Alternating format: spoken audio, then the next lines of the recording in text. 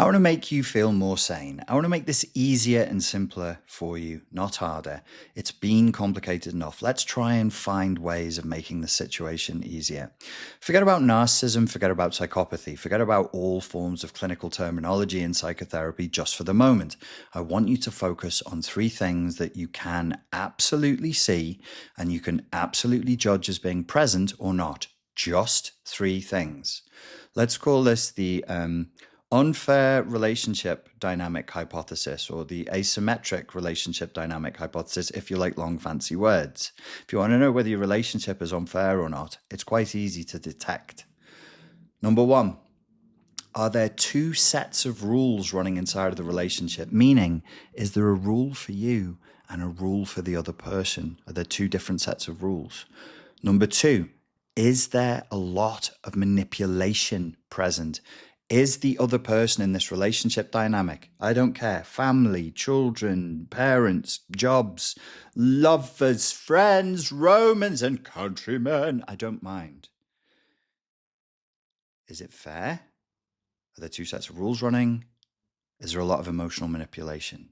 And the third thing is there deception? Is there deception?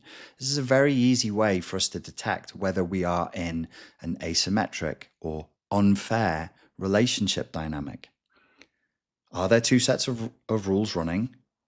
Is there a lot of emotional manipulation?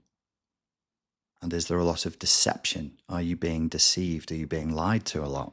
See, the problem is when you start to use clinical terminology, and it's not bad or wrong to use the clinical terminology, but it's obvious that we've reached a point in the narcissism sphere where narcissist has become simply a slur.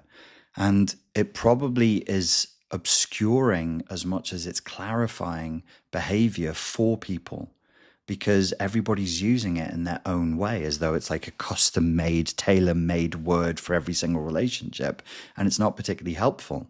Also, a lot of people who feel like they're on the receiving end of emotional abuse or just simply an unfair relationship dynamic are trying to weigh inside of their heads the tipping point of, if they are a narcissist, then I will X. If they are not a narcissist, then I will Y. Look, life is short. People have problems. People have pain. You have problems. You have pain. You struggle. You have stresses and anxieties and moods and things you'd love to do that you can't do, and frustrations and griefs and grievances. We are all human. We have all suffered. We are all here together. Your stuff is your stuff to carry.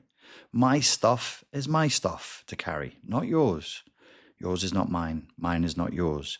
This is called having good boundaries. And it's a degree of emotional maturity as well. If you're in a relationship and it feels unfair and you're starting to ask, is this person a narcissist? Is this person a psychopath? Do they have BPD or whatever it is that you're asking? It's much more sane to ask the three simple questions I gave you. Is it unfair? Does it rely heavily on emotional manipulation? And is there deception? Or, asked another way, you could say, would the relationship last if both of us only ever told the truth? Would the relationship last if there was no emotional manipulation and no pressure?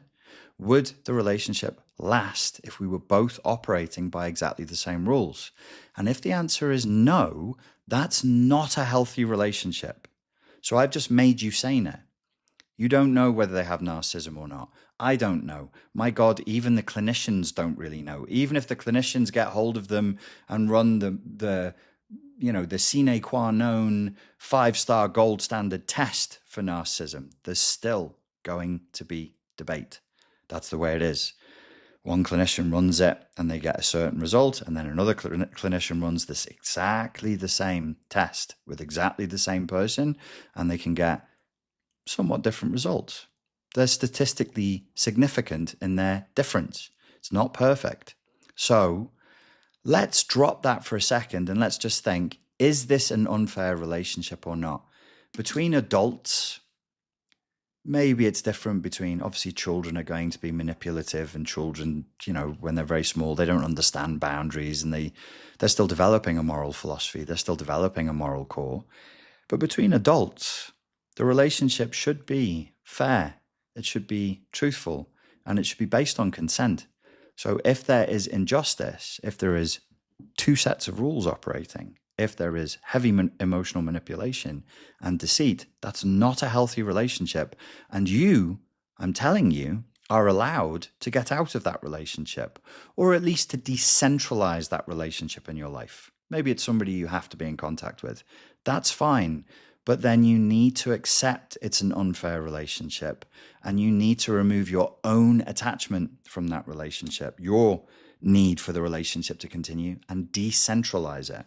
This is a sane way of approaching the topic, where we can have absolute certainty and where we can start to make sensible decisions as adults about whether we want that relationship to continue or whether we would prefer if it didn't. My suggestion would be only accept relationships that are honest and open and pretty much game free.